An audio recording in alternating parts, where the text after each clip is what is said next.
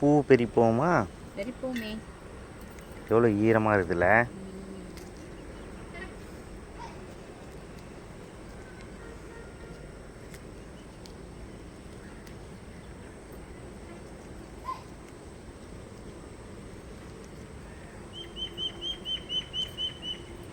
ஒரு கிளைகள் பெரித்தாச்சு.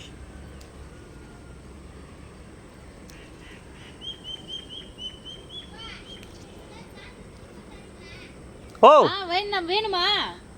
சும்மாவே எடுத்துக்கோங்க வாங்க. கட்டிட்டு வாங்க. ஒரு கஸ்டமர் கிடைச்சிட்டாங்க.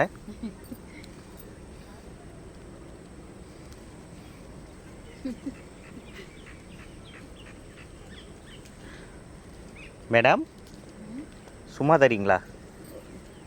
டெய்லி பார்க்குறவங்க சும்மாவே. ஏங்க எனக்கு எவ்வளோ ஒரு நல்ல பெரிய மனசுன்னு உங்களுக்கு தெரியாதா?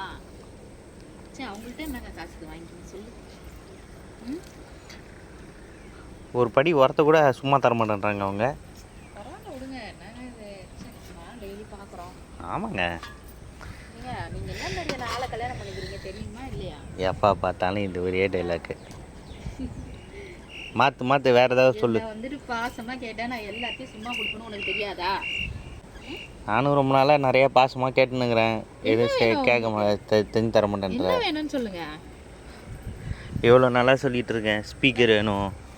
ஏங்க அப்படி இல்லைங்க, நீங்கள் கேட்குறதெல்லாம் ரொம்ப அதிகமான காசாக இருக்கு. அப்போ பாசம் என்னது நோசம் கிடைக்குதோ அதெல்லாம் நிஜமா அப்பா காசு அது யார் கேட்டாலும் அது தருவாங்க தான். சரியா? இருக்கிறத யார் கேட்டாலும் நான் சும்மா தருவேங்க. என்கிட்ட நிறைய இருக்கிறத புரியுதுங்களா?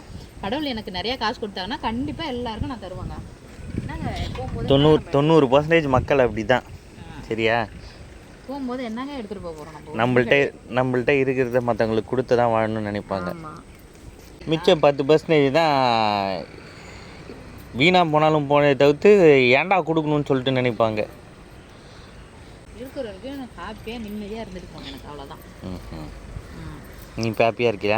ஹாப்பியாக தான் இருக்கேன். அவன் கூட இருக்கும்போது ஹாப்பியாக இல்லாமல் நீ அப்படி சொல்ல மாட்டியே. எப்படி சொல்லுவான்? ஒரே டிசம்பர் பூ நிறைய இருக்கு, ஒரே ஹாப்பியாக இருக்கு அப்படின்னு. டிசம்பர் பூவாலேயும் நான் ஹாப்பியாக தான் இருக்கேன். பார்க்குறதுக்கு அழகாக ஹாப்பியாக மனசுக்கு அப்படியே நிம்மதியாக இருக்குல்ல, அந்த மாதிரி. எங்கள் வீட்லேயும் இருந்தது பின்னாடி. ஆனால் அது என்ன சொல்கிறது, அப்போ அதெல்லாம் ஞாபகமே இல்லை. என்ன கலரு? ஏன்னா அது ஒரு இம்பார்ட்டண்ட்டாக நினச்சா தானே. சரி, என்ன கலருன்னு தெரியலையா? எல்லாம் ஞாபகம் இல்லை. ஐயோ. இல்லை, கல்யாணம் ஆனதுக்கப்புறம்